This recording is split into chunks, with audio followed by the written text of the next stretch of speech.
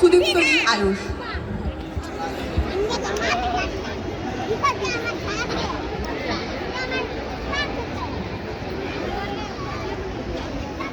নমস্কার, আদাব। আমার নাম সুদীপ্তশীল আয়ুষ।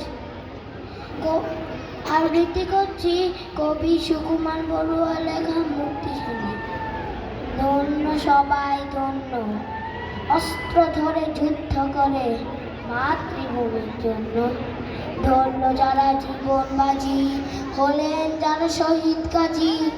রূপের টানে হয়নি যারা ভিন দেশীদের পণ্য।